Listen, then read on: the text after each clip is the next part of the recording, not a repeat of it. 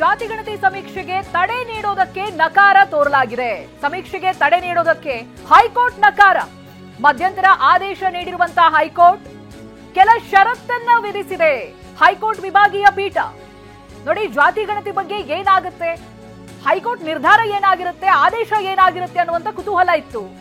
ಜಾತಿಗಣತಿ ಸಮೀಕ್ಷೆಗೆ ತಡೆ ಕೊಟ್ಟು ಬಿಡುತ್ತಾ ಅನ್ನುವಂತ ಪ್ರಶ್ನೆನೂ ಇತ್ತು. ಈಗ ಜಾತಿಗಣತಿ ಸಮೀಕ್ಷೆಗೆ ತಡೆ ನೀಡೋದಕ್ಕೆ ಹೈಕೋರ್ಟ್ ನಕಾರ ತೋರಿರೋದು ಗೊತ್ತಾಗ್ತಾ ಇದೆ. ಮಧ್ಯಂತರ ಆದೇಶವನ್ನ ಕೊಟ್ಟಿದೆ ಹೈಕೋರ್ಟ್. ಜೊತೆಗೆ ಕೆಲ ಷರತ್ತನ್ನ ಕೂಡ ವಿಧಿಸಿದೆ. ಅದೇನೇನು ಅನ್ನೋದು ಇನ್ನಷ್ಟೇ ಗೊತ್ತಾಗಬೇಕಿದೆ, ಹೇಳ್ತೀವಿ. ಕೆಲ ಷರತ್ತನ್ನ ವಿಧಿಸಿರುವಂತಹ ಹೈಕೋರ್ಟ್ ವಿಭಾಗೀಯ ಪೀಠ ಜಾತಿಗಣತಿ ಸಮೀಕ್ಷೆಗೆ ತಡೆ ನೀಡೋದಕ್ಕೆ ನಕಾರ ತೋರಿದೆ. ಯಾವ್ಯಾವ ಅಂಶಗಳನ್ನೋದು ನಿಮಗೆ ನೆನಪಿರಬಹುದು ಅಂತ ಹೇಳಿದ್ರೆ, ಇವಾಗ ಜಾತಿಗಣತಿಯನ್ನ ಆಫ್ಕೋರ್ಸ್ ನಡೆಸೋ ಹಾಗೆ ಇಲ್ಲ ರಾಜ್ಯ ಸರ್ಕಾರ, ಕೇಂದ್ರಕ್ಕೆ ಮಾತ್ರ ಅಧಿಕಾರ ಇರೋದು. ಬಟ್ ಇವರು ಇವಾಗ ಮಾಡ್ತಾ ಇದ್ದಾರಲ್ಲ ಸೋಷಿಯೋ ಎಕನಾಮಿಕ್ ಸರ್ವೆ ಅಂತ ಹೇಳಿ, ಬಟ್ ಅದರಲ್ಲಿರುವಂತ ಕೆಲ ಅಂಶಗಳು, ಈ ರಿಜಿಸ್ಟರ್ ಪ್ರತಿಯಲ್ಲಿರುವಂತ ಕೆಲ ಕಾಲಂಗಳು, ಅದಕ್ಕೆ ತೀವ್ರ ವಿರೋಧ ವ್ಯಕ್ತವಾಗಿತ್ತು. ಅದ್ರ ಬಗ್ಗೆ ಪ್ರಶ್ನೆಯನ್ನು ಕೂಡ ಎತ್ತಿದ್ರು. ಅದಾದ್ಮೇಲೆ ಹೈಕೋರ್ಟ್ ಮೆಟ್ಟಿಲೇರಿತ್ತು. ಇದೀಗ ಜಾತಿಗಣತಿ ಸಮೀಕ್ಷೆಗೆ ಹೈಕೋರ್ಟ್ ತಡೆಯೊಡ್ಡೋದಕ್ಕೆ ನಕಾರವನ್ನ ತೋರಿದೆ. ಹಾಗೆ ಮಧ್ಯಂತರ ಆದೇಶವನ್ನ ಕೊಟ್ಟಿದೆ. ಕೆಲ ಷರತ್ತನ್ನ ವಿಧಿಸಿರುವಂತಹ ಹೈಕೋರ್ಟ್ ವಿಭಾಗೀಯ ಪೀಠ ಷರತ್ತನ್ನ ವಿಧಿಸಿದೆ, ಬಟ್ ತಡೆ ಕೊಟ್ಟಿಲ್ಲ. ಯಾವುದೇ ಕಾರಣಕ್ಕೂ ಜಾತಿಗಣತಿ ಸಮೀಕ್ಷೆಗೆ ತಡೆ ಕೊಟ್ಟಿಲ್ಲ. ಮಧ್ಯಂತರ ಆದೇಶವನ್ನ ಕೊಟ್ಟಿದೆ ಹೈಕೋರ್ಟ್. ಕೆಲ ಷರತ್ತನ್ನ ನೀಡಿ ಮಧ್ಯಂತರ ಆದೇಶ ಹೊರಡಿಸಿದೆ ಹೊರತಾಗಿ ತಡೆಯನ್ನ ಕೊಟ್ಟಿಲ್ಲ. ಮತ್ತೊಂದು ಕಡೆಗೆ ಯಾವ ರೀತಿಯಾಗಿ ಜಾತಿಗಣತಿ ಆಗ್ತಾ ಇದೆ, ಅದರಲ್ಲಿ ಏನೇನು ಪ್ರಾಬ್ಲಮ್ಗಳು ಫೇಸ್ ಆಗ್ತಾ ಇದೆ ಅನ್ನೋದನ್ನು ಕೂಡ ನಾವು ಹೇಳ್ತಾ ಇದ್ವಿ. ದತ್ತಾಂಶ ಸರ್ಕಾರ ಸೇರಿ ಯಾರಿಗೂ ಬಹಿರಂಗಪಡಿಸಬಾರದು ಅಂತ ಏನೇನ್ ಷರತ್ತು ಅಂತ. ದತ್ತಾಂಶದ ಗೌಪ್ಯತೆಯನ್ನ ಆಯೋಗ ರಕ್ಷಣೆ ಮಾಡಬೇಕು. ಜನರು ಸ್ವಯಂ ಪ್ರೇರಣೆಯಿಂದ ನೀಡಿದರಷ್ಟೇ ಮಾಹಿತಿಯನ್ನ ಸಂಗ್ರಹಿಸಬೇಕು. ಈ ಬಗ್ಗೆ ಸಾರ್ವಜನಿಕರಿಗೆ ಅರಿವನ್ನ ಮೂಡಿಸಬೇಕು, ಸಾರ್ವಜನಿಕರಿಗೆ ಹೇಳಬೇಕು ಅಂತ. ಆ ಮಾಹಿತಿಯನ್ನು ಕೊಡಿ, ಈ ಮಾಹಿತಿ ಕೊಡಿ ಅಂತ ಯಾರ ಮೇಲೂ ಯಾರೂ ಒತ್ತಡ ಹಾಕೋ ಹಾಗಿಲ್ಲ. ಇದು ಹೈಕೋರ್ಟ್ ವಿಭಾಗೀಯ ಪೀಠ ಕೆಲ ಷರತ್ತುಗಳನ್ನು ವಿಧಿಸಿರೋದು. ದತ್ತಾಂಶದ ಗೌಪ್ಯತೆಯನ್ನ ಆಯೋಗ ರಕ್ಷಣೆ ಮಾಡಬೇಕು. ಜನ ಅವರಾಗೇನೆ ಮಾಹಿತಿಯನ್ನ ಕೊಟ್ರಷ್ಟೇ ತಗೊಳ್ಳೋದು, ಯಾರ ಮೇಲೂ ನೀವು ಒತ್ತಡ ಹೇರೋ ಹಾಗಿಲ್ಲ. ತುಂಬಾ ಕಾಲಮ್ಸ್ ಇದೆಯಲ್ಲ, ಅದನ್ನೆಲ್ಲ ಫಿಲ್ ಮಾಡಬೇಕು ಅಂತ ಯಾರ ಮೇಲೂ ಒತ್ತಡ ಹೇರೋ ಹಾಗಿಲ್ಲ. ಸ್ವಯಂ ಪ್ರೇರಣೆಯಿಂದ ಸಾರ್ವಜನಿಕರೇ ಮುಂದೆ ಬಂದು ಅವರು ಅಲ್ಲಿರುವಂತ ಪ್ರಶ್ನೆಗಳಿಗೆಲ್ಲ ಉತ್ತರಿಸಿದ್ರೆ ಅವಾಗಷ್ಟೇ ತಗೋಬಹುದು. ಹಾಗೆ ಒತ್ತಡ ಹಾಕೋ ಹಾಗಿಲ್ಲ ಅನ್ನುವಂತ ಮಾಹಿತಿ ಸಾರ್ವಜನಿಕರವರೆಗೂ ಕೂಡ ಹೋಗಬೇಕು, ಅವರಿಗೆ ಅರಿವು ಮೂಡಿಸಬೇಕು ಅಂತ ಮಧ್ಯಂತರ ಆದೇಶವನ್ನ ಹೈಕೋರ್ಟ್ ಕೊಟ್ಟಿದೆ. ವಿಚಾರಣೆ ಡಿಸೆಂಬರ್ 2ನೇ ತಾರೀಕಿಗೆ ಹೈಕೋರ್ಟ್ ಮುಂದೂಡಿಕೆ ಮಾಡಿದೆ. ಇವಾಗ ಸಂಗ್ರಹಿಸುವಂತ ದತ್ತಾಂಶ ಅದನ್ನ ಬಹಿರಂಗಪಡಿಸಬಾರದು ಅನ್ನೋದಾಗಿ ಡಿಸೆಂಬರ್ 2ನೇ ವಾರಕ್ಕೆ ವಿಚಾರಣೆಯನ್ನ ಮುಂದೂಡಿಕೆ ಮಾಡಿದೆ. ಈಗ ಏನು ಹೈಕೋರ್ಟ್ ಆದೇಶ ಕೊಟ್ಟಿದೆಯಲ್ಲ, ಇದ್ರ ಬಗ್ಗೆ ಸಾರ್ವಜನಿಕರಿಗೆ ಅರಿವು ಮೂಡಿಸಬೇಕು ಅಂತ ಹೇಳಿದ್ರೆ ಯಾರು ಕೂಡ ಒತ್ತಾಯಪೂರ್ವಕವಾಗಿ ಒಬ್ಬರಿಂದ ಮಾಹಿತಿಯನ್ನ ಸಂಗ್ರಹ ಮಾಡೋ ಹಾಗಿಲ್ಲ. ಷರತ್ತಿನಲ್ಲಿ ಏನೇನಿದೆ ಅನ್ನೋದನ್ನ ನಿಮ್ ಗಮನಕ್ಕೆ ತರ್ತಾ ಇದೀವಿ ನಾವು. ಡಿಸೆಂಬರ್ 2ನೇ ವಾರಕ್ಕೆ ಹೈಕೋರ್ಟ್ ವಿಚಾರಣೆಯನ್ನ ಮುಂದೂಡಿದೆ, ಬಟ್ ಕೆಲ ಷರತ್ತುಗಳನ್ನ ಹಾಕಿದೆ. ದತ್ತಾಂಶವನ್ನ ಸರ್ಕಾರ ಸೇರಿ ಯಾರಿಗೂ ಕೂಡ ಬಹಿರಂಗ ಪಡಿಸಬಾರದು, ಇದು ಆಯೋಗದ ಜವಾಬ್ದಾರಿ. ಒತ್ತಾಯಪೂರ್ವಕವಾಗಿ ಯಾರಿಂದಲೂ ಕೂಡ ಮಾಹಿತಿಯನ್ನ ಕಲೆ ಹಾಕೋ ಹಾಗಿಲ್ಲ.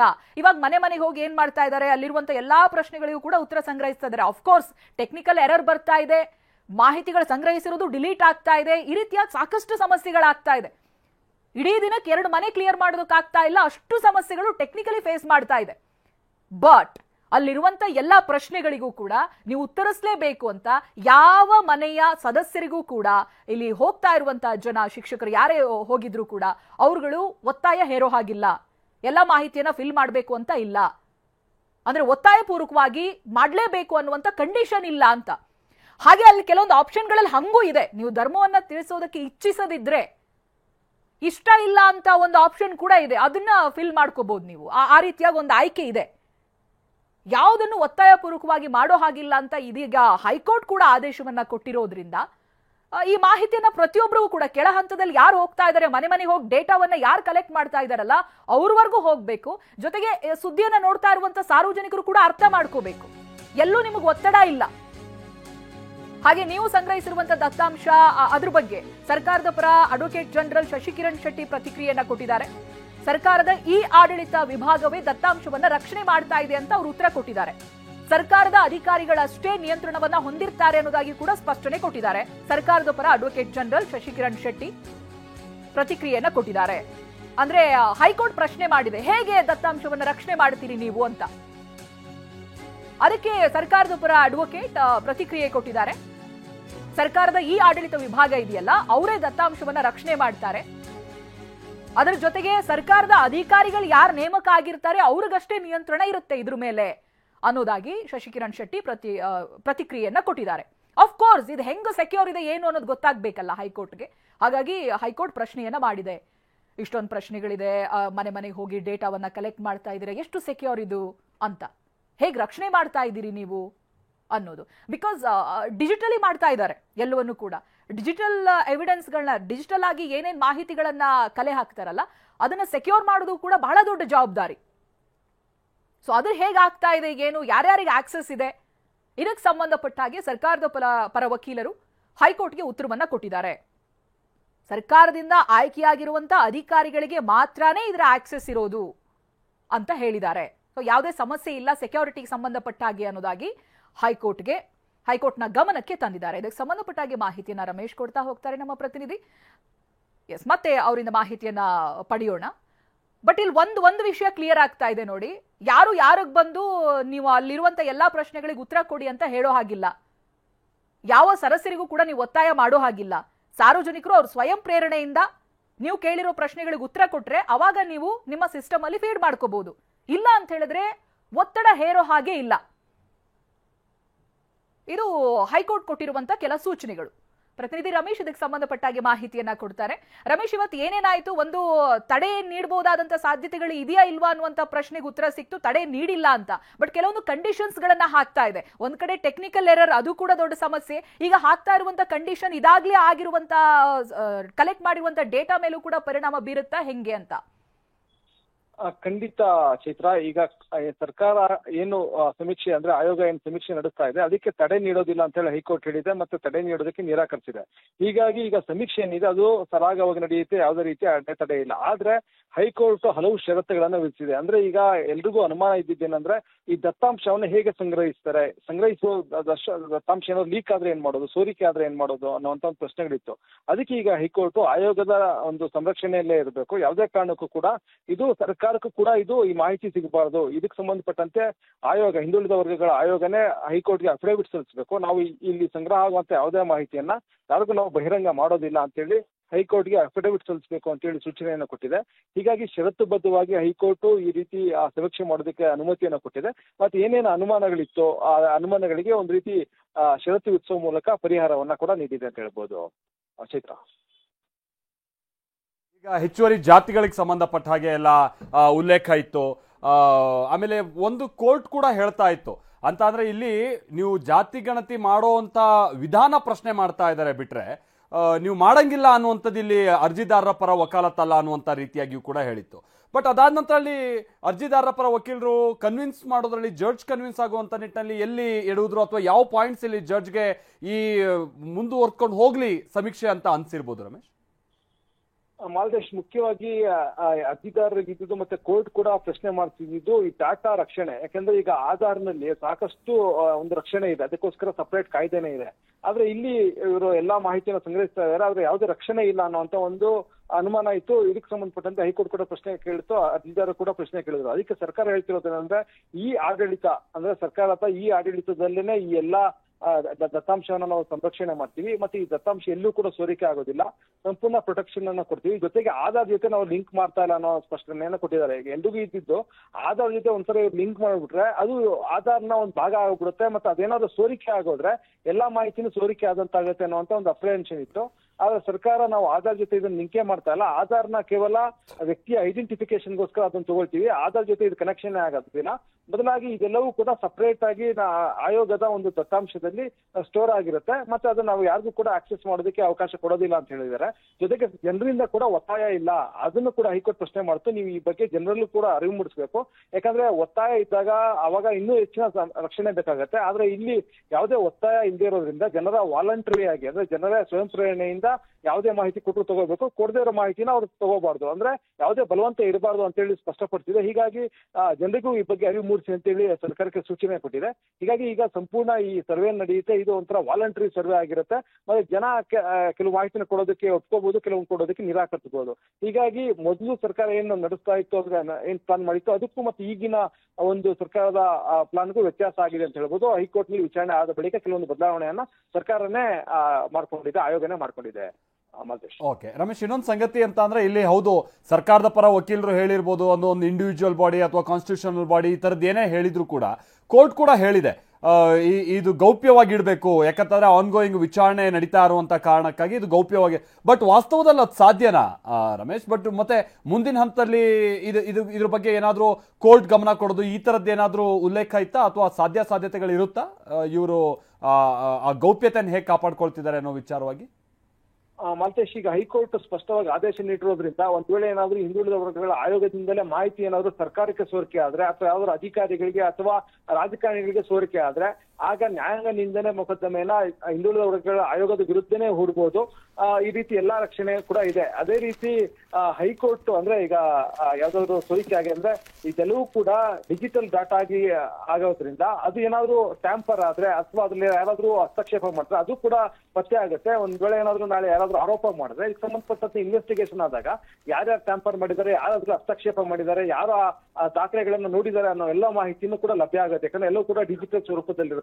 ಹೀಗಾಗಿ ಒಂದ್ ವೇಳೆ ಯಾರಾದ್ರೂ ಆ ರೀತಿ ಮಾಡಿದ್ರೆ ಆಗ ಅಂತವ್ರ ವಿರುದ್ಧ ಕಠಿಣ ಕ್ರಮ ಆಗೋದಕ್ಕೂ ಅವಕಾಶ ಇದೆ. ಹೀಗಾಗಿ ಮುಂದೆ ಅಂತ ಸಂದರ್ಭ ಉದ್ಭವ ಆದಾಗ ಹೈಕೋರ್ಟ್ ಇದ್ರ ಬಗ್ಗೆ ಸೂಕ್ತ ಕ್ರಮವನ್ನು ಕೈಗೊಳ್ಳಬಹುದು. ಬಹುಶಃ ಈಗ ಸಿಕ್ಕಿರುವಂತ ರಿಲೀಫ್ ಇಂದ ರಮೇಶ್ ಇನ್ನೊಂದು ವಿಚಾರ ಅಂತ ಅಂದ್ರೆ ಇಲ್ಲಿ ಕೆಲವರು ಪ್ರಶ್ನೆ ಮಾಡ್ತಾ ಇದ್ದಿದ್ದು ಅಂತಾನೆ ಈ ಅಧಿಕಾರನೇ ರಾಜ್ಯ ಸರ್ಕಾರಕ್ಕಿಲ್ಲ, ಕೇಂದ್ರ ಸರ್ಕಾರಕ್ಕೆ ಮಾತ್ರ ಈ ಅಧಿಕಾರ ಇರುವಂತದ್ದು ಈ ತರದ ಸೆನ್ಸಸ್ ಅಥವಾ ಜಾತಿ ಗಣತಿ ಇದನ್ನೆಲ್ಲ ನಡೆಸುವಂತದ್ದು ಅಂತ ಹೇಳಿ. ಈಗ ಕೋರ್ಟ್ನ ಈ ಒಂದು ರಿಲೀಫ್ ನ ಮುಖೇನವಾಗಿ ರಾಜ್ಯ ಸರ್ಕಾರಕ್ಕೂ ಕೂಡ ಅಧಿಕಾರ ಇದೆ ಅಂತ ಮುಂದಿನ ಹಂತದಲ್ಲಿ ಭಾವಿಸೋಕೊಂದು ಅವಕಾಶನ ರಮೇಶ್ ಹೇಗೆ? ಮಾಲ್ತೇಶ್, ಇದು ಮೊನ್ನೆ ವಿಚಾರಣೆ ಸಂದರ್ಭದಲ್ಲಿ ಈ ಬಗ್ಗೆ ಸ್ಪಷ್ಟನೆ ಸಿಕ್ಕಿತ್ತು. ಏನಂದ್ರೆ ಈಗ ಹೈಕೋರ್ಟ್ ಪ್ರಶ್ನೆ ಮಾಡಿತ್ತು 105ನೇ ಅಮೆಂಡ್ಮೆಂಟ್ ಆದಾಗ, ಸಂವಿಧಾನದ 105ನೇ ಅಮೆಂಡ್ಮೆಂಟ್ ಅಲ್ಲಿ ಈ ರೀತಿ ರಾಜ್ಯಗಳಿಗೇನೆ ಸರ್ವೆ ಮಾಡುವಂತ ಅಧಿಕಾರವನ್ನ ಕೊಡಲಾಗಿದೆ. ಸಂಸತ್ತಲ್ಲೇನೆ ಇದು ಪಾಸ್ ಆಗಿದೆ. ಹೀಗಾಗಿ ರಾಜ್ಯ ಸರ್ಕಾರ ತನ್ನದೇ ಆದ ಪ್ರತ್ಯೇಕ ಜಾತಿಗಳ ಪಟ್ಟಿಯನ್ನ ನಿರ್ವಹಣೆ ಮಾಡೋದಕ್ಕೆ ಅಧಿಕಾರ ಇದೆ ಅನ್ನೋದು ಆ ಅಮೆಂಡ್ಮೆಂಟ್ ಮುಖಾಂತರ ರಾಜ್ಯ ಸರ್ಕಾರ ಕೊಡಲಾಗಿದೆ. ಹೀಗಾಗಿ ಆ ಬಗ್ಗೆ ಈಗ ಅನುಮಾನ ಉಳಿದಿರ್ಲಿಲ್ಲ. ಆದ್ರೆ ರಾಜ್ಯದ ಸರ್ವೆ ಆಗಿರುತ್ತೆ ಅಂದ್ರೆ ವಾಲಂಟರಿ ಆಗಿರುತ್ತೆ, ಅದು ಕಡ್ಡಾಯ ಇರೋದಿಲ್ಲ. ಕೇಂದ್ರ ಸರ್ಕಾರ ಜನಗಣತಿ ಮಾಡಿದಾಗ, ಜಾತಿ ಗಣತಿ ಮಾಡಿದಾಗ ಆ ಕಡ್ಡಾಯವಾಗಿ ಮಾಹಿತಿಯನ್ನು ಕೊಡ್ಲೇಬೇಕಾಗಿರುತ್ತೆ. ಕೊಡದೆ ಹೋದ್ರೆ ಆಗ ಅವ್ರ ವಿರುದ್ಧ ಕ್ರಮ ಕೈಗೊಳ್ಳೋಕ್ಕೂ ಕೂಡ ಸರ್ಕಾರಕ್ಕೆ ಅವಕಾಶ ಇರುತ್ತೆ. ಆದ್ರೆ ರಾಜ್ಯದ ಗಣತಿ ಏನ್ ಮಾಡ್ತಾ ಇರ್ತಾರೆ, ಇದರಲ್ಲಿ ಆ ರೀತಿ ಯಾವುದೇ ಕಡ್ಡಾಯ ಮಾಡೋದಕ್ಕಾಗೋದಿಲ್ಲ, ಸಂಪೂರ್ಣ ವಾಲಂಟರಿ ಸರ್ವೆ ಇದು ಅಂತೇಳಿ ಸರ್ಕಾರ ಹೇಳಿದ್ರಿಂದ ಹೈಕೋರ್ಟ್ ಅದಕ್ಕೂ ಇದಕ್ಕೂ ಅಂದ್ರೆ ಜನಗಣತಿಗೂ ಮತ್ತೆ ಈಗಿನ ವ್ಯತ್ಯಾಸ ಇದೆ ಅಂತೇಳಿ ಹೈಕೋರ್ಟ್ ಕೂಡ ಅಭಿಪ್ರಾಯಪಟ್ಟಿದೆ. Okay, thank you Ramesh. ಈ ಮುಖ್ಯವಾಗಿ ಜಾತಿ ಗಣತಿಗೆ ಸದ್ಯದ ಮಟ್ಟಿಗೆ ಯಾವುದೇ ರೀತಿಯ ಅಡೆತಡೆ ಇಲ್ಲ. ಆಮೇಲೆ ನಿಮ್ಗೆ ಗೊತ್ತಿರಲಿ, ಜಾತಿ ಗಣತಿಗೆ ಸಂಬಂಧಪಟ್ಟಂಗೆ ಈ ಸಮೀಕ್ಷೆ ನಡೆಸುವವರ ಸಂಬಳಕ್ಕಂತಾನೆ ಸುಮಾರು 350 ಕೋಟಿ ರೂಪಾಯಿಯಷ್ಟು ಸರ್ಕಾರ ವಿನಿಯೋಗಿಸ್ತಾ ಇದೆ.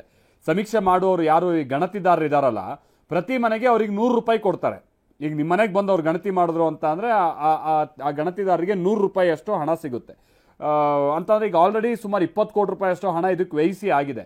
ಇದು ಒಟ್ಟು 350 ಕೋಟಿ ಪ್ರಾಜೆಕ್ಟ್. ಇದು ಯಾವುದು ಪ್ರಾಜೆಕ್ಟ್ ಅಂತಂದ್ರೆ ಈ ಒಟ್ಟು ಈ ಗಣತಿ ನಡೆಯುವಂತ ಈ ವ್ಯವಸ್ಥೆಗೆ 350 ಕೋಟಿ ರೂಪಾಯಿಯಷ್ಟು ಹಣ ವಿನಿಯೋಗಿಸ್ತಾ ಇದ್ದಾರೆ. ಹಾಗಾಗಿ ಈ ಹಂತದಲ್ಲಿ ಇದು ನಿಲ್ಸೋದು ಸರಿಯಲ್ಲ, ಸುಮಾರಷ್ಟು ಹಣ ಈಗ ಆಲ್ರೆಡಿ ವ್ಯಯಿಸಿದೀವಿ, ಈ ಥರದ್ದು ಕೂಡ ಸರ್ಕಾರದ ವಾದ ಇತ್ತು. ಆಮೇಲೆ ಪ್ರಮುಖವಾಗಿ ಕೋರ್ಟ್ ಹೇಳಿದ್ದಂಥದ್ದು ಅದೇ, ನೀವು ಗಣತಿ ಮಾಡಬೇಕೋ ಬೇಡವೋ ಅನ್ನುವಂಥದ್ದು ಇಲ್ಲಿ ಪ್ರಶ್ನೆ ಅಲ್ಲ. ಯಾಕಂದ್ರೆ ಮೊನ್ನೆನೇ ಈಗ ತಾನೇ ನಮ್ಮ ಪ್ರತಿನಿಧಿ ರಮೇಶ್ ಅವರು ಕೂಡ ಹೇಳಿದಾಗೆ ಕ್ಲಾರಿಟಿ ಸಿಕ್ಕಿತ್ತು, ರಾಜ್ಯ ಸರ್ಕಾರ ಕೂಡ ಮಾಡ್ಬೋದು, ಆದರೆ ಒತ್ತಾಯಪೂರ್ವಕವಾಗಿ ಹೇಳಿ ಮತ್ತೊಂದು ಈ ಥರದ್ದು ಮಾಡಂಗಿಲ್ಲ ಅನ್ನುವಂಥದ್ದು. ನೀವು ಮಾಡಬೇಕಾ ಮಾಡಬಾರ್ದಾ ಅನ್ನುವಂಥದ್ದಲ್ಲ, ಮಾಡೋ ವಿಧಾನದ ಬಗ್ಗೆ ಪ್ರಶ್ನೆ ಎತ್ತುತ್ತಾ ಇದ್ದಾರೆ ಅನ್ನುವಂಥದ್ದನ್ನ ಕೋರ್ಟ್ ಎತ್ತಿತ್ತು ಪ್ರಶ್ನೆ. ಈಗ ಸದ್ಯದ ಮಟ್ಟಿಗೆ ಯಾವುದೇ ರೀತಿಯಾದಂತಹ ಸಮಸ್ಯೆ ಇಲ್ಲ, ರಿಲೀಫ್ ಕೊಟ್ಟಿದೆ ಕೋರ್ಟ್. ಡಿಸೆಂಬರ್ 2ನೇ ವಾರಕ್ಕೆ ಹೈಕೋರ್ಟ್ ವಿಚಾರಣೆಯನ್ನ ಮುಂದೂಡಿದೆ. ಅಲ್ಲಿ ತನಕನೂ ಕೂಡ ಈ ಮಾಹಿತಿಗಳು ಮತ್ತೊಂದು ಅದೇನೇ ಲಭ್ಯ ಆದಂಥದ್ದು ಏನೇ ಇದ್ರೂ ಕೂಡ ಅದನ್ನ ಬಹಳ ಗೌಪ್ಯವಾಗಿಡಬೇಕು ಅನ್ನುವಂಥ ಸೂಚನೆಯನ್ನ ಕೊಡಲಾಗಿದೆ. ಅಲ್ಲಿಗೆ ಎಲ್ಲಿಗೆ ಹೋಯ್ತು ಈಗ? ಡಿಸೆಂಬರ್ 2ನೇ ತಾರೀಕು ಅಂತಂದ್ರೆ ನಾವೀಗ 2ನೇ ವಾರಕ್ಕೆ ಅದು ಮುಂದೂಡಿಕೆ ಆಗಿರುವಂಥದ್ದು ಅಂತ ಅಂದ್ರೆ ಇನ್ನೂ ಹೆಚ್ಚು ಕಡಿಮೆ 2-2.5 ತಿಂಗಳುಗಳ ಕಾಲ ಯಾವುದೇ ಸಮಸ್ಯೆ ಇಲ್ಲದೆ ಈ ವಿಚಾರಣೆ ನಡ್ಕೊಂಡು ಈ ಏನು ಗಣತಿ ನಡ್ಕೊಂಡು ಹೋಗುತ್ತೆ ಅನ್ನುವಂಥದ್ದಕ್ಕೆ ಒಂದಂತೂ ಸ್ಪಷ್ಟತೆ ಇವತ್ತಿನ ಮುಖ್ಯವಾಗಿ ಸಿಕ್ಕಿದೆ. ಆಮೇಲೆ ಪ್ರಶ್ನೆ ಮಾಡಿದಂಥದ್ದನ್ನು ಕೂಡ ನಾವು ನೋಡಿದಂಥ ಸಂದರ್ಭದಲ್ಲಿ, ಯಾಕಂದರೆ ಜಡ್ಜ್ ಕೂಡ ಇದಕ್ಕೆ ಸಂಬಂಧಪಟ್ಟಂಗೆ ಬಹಳ ಸುದೀರ್ಘವಾಗಿ ವಾದ ಪ್ರತಿವಾದವನ್ನು ಆಲಿಸಿದ್ರು ಮುಖ್ಯ ನ್ಯಾಯಮೂರ್ತಿಗಳು. ಅದರ ಜೊತೆಗೇನೆ ಅವ್ರು ಮಾಡಿದಂಥ ಕೆಲ ಪ್ರಶ್ನೆಗಳು ಕೂಡ ಬಹುಶಃ ಎಲ್ಲೋ ಸ್ಟೇ ಕೊಟ್ಬಿಡ್ತಾರೆ ಅನ್ನುವಂಥ ರೀತಿಯಾಗಿತ್ತು. ಏನು ಪ್ರಶ್ನೆಗಳು? ಒಂದು, ಈ ಆಧಾರ್ ಲಿಂಕ್ ವಿಚಾರಕ್ಕೆ ಸಂಬಂಧಪಟ್ಟ ಹಾಗೆ ಮಾಹಿತಿಯನ್ನ ಗೌಪ್ಯವಾಗಿ ಇಟ್ಕೊಳ್ಬೇಕಾಗುತ್ತೆ ಯಾರೇ ಒಬ್ಬ ವ್ಯಕ್ತಿ, ಅದೊಂದು ಹಕ್ಕು ಆತನದ್ದು. ಸೊ ಇದು ಉಲ್ಲಂಘನೆ ಆಗೋದಿಲ್ವಾ ಅನ್ನುವಂಥ ವಿಚಾರವನ್ನು ಹೇಳಿದರು. ಬಟ್ ಅದಕ್ಕೂ ಕೂಡ ಯಾವುದೇ ರೀತಿಯಾದ ಕಂಪಲ್ಸರಿ ನಾವು ಹೇರಿಲ್ವಲ್ಲ ಅನ್ನುವಂತ ಹೇಳಿದ್ದಾರೆ. ಜೊತೆಗೆ ಇದೆಲ್ಲವೂ ಕೂಡ ಸರ್ಕಾರದ ಮಾನದಂಡಗಳೇನಿದೆ ಕೆಲ ಮಾಹಿತಿಯನ್ನು ಕಲೆ ಹಾಕುವಂಥ ನಿಟ್ಟಿನಲ್ಲಿ, ಆ ಮಾನದಂಡದ ಅಂಡರೇ ಇದೆಲ್ಲವೂ ಕೂಡ ನಡೀತಾ ಇರೋದ್ರಿಂದಾಗಿ ಇದನ್ನೇನು ಮಾಹಿತಿಯನ್ನು ನಾವು ಕದ್ಬಿಡ್ತೀವಿ ಅಥವಾ ಇನ್ನೆಲ್ಲೋ ಸೋರಿಕೆ ಆಗ್ಬಿಡುತ್ತೆ ಅನ್ನುವಂಥದ್ದು ಇಲ್ಲ ಅನ್ನುವಂಥದ್ದನ್ನು ಕೂಡ ಸರ್ಕಾರ ಸ್ಪಷ್ಟನೆಯನ್ನು ಕೊಟ್ಟಿತ್ತು. ಎರಡನೇದಾಗಿ, ನಿಮಗೆ ಅಧಿಕಾರ ಇದೆಯಾ ಅನ್ನುವಂಥ ಪ್ರಶ್ನೆ. ಹೌದು, ಅಧಿಕಾರ ಇದೆ, ಆದರೆ ಒತ್ತಾಯ ಮಾಡುವಂಥ ಅಧಿಕಾರ ಇಲ್ಲ. ಇಲ್ಲೂ ನಾವು ಯಾವುದೇ ರೀತಿಯಾದಂಥ ಒತ್ತಾಯ ಇಲ್ಲ ಅನ್ನುವಂಥದ್ದನ್ನು ಹೇಳಿದ್ದರು ಸರ್ಕಾರ. ಸೊ ಇದನ್ನೆಲ್ಲ ಸರ್ಕಾರ ಕೋರ್ಟ್ ಪರಿಗಣಿಸ್ತಾ ರೀತಿಯಾಗಿ ಕಂಡು ಬರ್ತಾ ಇದೆ. ಸೊ ಷರತ್ತೇನು? ದತ್ತಾಂಶವನ್ನ ಸರ್ಕಾರ ಸೇರಿ ಯಾರಿಗೂ ಬಹಿರಂಗ ಪಡಿಸಬಾರ್ದು. ದತ್ತಾಂಶದ ಗೌಪ್ಯತೆಯನ್ನ ಆಯೋಗ ರಕ್ಷಿಸಬೇಕು. ಜನ ಸ್ವಯಂ ಪ್ರೇರಣೆಯಿಂದ ಕೊಟ್ಟಿರುವಂಥ ಆ ಮಾಹಿತಿ ಏನಿದೆ ಅದನ್ನು ಗೌರವಿಸಬೇಕು, ಆಮೇಲೆ ಅದನ್ನು ರಕ್ಷಿಸಬೇಕು. ಅದನ್ನು ನೀವು ಸರ್ಕಾರಕ್ಕೂ ಕೂಡ ಅದನ್ನು ಲೀಕ್ ಮಾಡಬಾರ್ದು, ಅಥವಾ ಯಾವುದೇ ಶಾಸಕರುಗಳಿಗೆ, ಸಚಿವರುಗಳಿಗೆ ಅಥವಾ ಅಧಿಕಾರಿಗೆ ಇದೆಲ್ಲೂ ಲೀಕ್ ಆಗಬಾರ್ದು ಅನ್ನುವಂಥದ್ದನ್ನು ಕೋರ್ಟ್ ಭಾಳ ಬ್ರೀಫ್ ಆಗಿ ಅದರ ವಿವರಣೆಯನ್ನು ಕೊಟ್ಟಿದೆ. ಹಾಗೇನಾದರೂ ಈ ಬಗ್ಗೆ ಸಾರ್ವಜನಿಕರಲ್ಲಿ ನೀವು ಅರಿವು ಮೂಡಿಸ್ಬೇಕು. ಅಂದರೆ ಇದು ಕಂಪಲ್ಸರಿ ಇದೆಯೋ ಇಲ್ಲೋ ಅನ್ನುವಂಥದ್ದು ಏನಿಲ್ಲ, ಕಂಪಲ್ಸರಿ ಇಲ್ಲ, ಅದನ್ನು ಅರಿವು ಮೂಡಿಸ್ಬೇಕು. ಮಾಹಿತಿ ನೀಡಲೇಬೇಕು, ನೀವು ಯಾಕೆ ಕೊಡಲ್ಲ, ಕೊಡಿ ಅಂತ ಹೇಳ್ಕೊಂಡು ಯಾವುದೇ ರೀತಿ ಒತ್ತಡ ಹಾಕಬಾರ್ದು. ಆಯೋಗ ಹೊರತುಪಡಿಸಿ ಬೇರೆ ಯಾರಿಗೂ ಕೂಡ ದತ್ತಾಂಶವನ್ನು ಕೊಡಬಾರ್ದು. ದತ್ತಾಂಶದ ಗೌಪ್ಯತೆ ಸಂಬಂಧ ಪ್ರಮಾಣ ಪತ್ರವನ್ನು ಸಲ್ಲಿಸಬೇಕು ಅಂತ ಹೇಳಿ ಕೆಲ ಷರತ್ತುಗಳನ್ನು ವಿಧಿಸಿ ಹೈಕೋರ್ಟ್ ವಿಭಾಗೀಯ ಪೀಠ ಇವತ್ತು ಈ ಆದೇಶವನ್ನು ಕೊಟ್ಟಿದೆ. ಅಕಸ್ಮಾತ್ ಏನಾದರೂ ಅದಾದ ನಂತರಲ್ಲೂ ಮಾಹಿತಿ ಸೋರಿಕೆ, ಯಾಕಂದರೆ ಕಳೆದ ಬಾರಿ ನೀವೆಲ್ಲ ನೋಡಿದ್ದೀರಾ, ಸರ್ಕಾರಕ್ಕೆ ರಿಪೋರ್ಟ್ ಸಿಗೋಕ್ಕಿಂತ ಮುಂಚೆನೇ ಆ ಮಾಹಿತಿ ಸೋರಿಕೆ ಆದಂಥದ್ದೆಲ್ಲವನ್ನು ಕೂಡ ನಾವು ಗಮನಿಸಿದ್ದೀವಿ.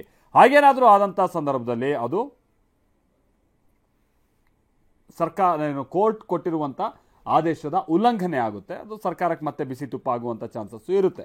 ಸೊ ಹೀಗಾಗಿ ಕೋರ್ಟ್ ಭಾಳ ಷರತ್ತುಗಳನ್ನು ವಿಧಿಸಿ ಈ ಸರ್ವೆ ಮುಂದುವರ್ತ್ಕೊಂಡು ಹೋಗಲಿ ಅಥವಾ ಸೆನ್ಸಸ್ ಮುಂದುವರ್ತ್ಕೊಂಡು ಹೋಗಲಿ ಅನ್ನುವಂಥ ಸೂಚನೆಯನ್ನು ಇವತ್ತು ಕೊಟ್ಟಿದೆ.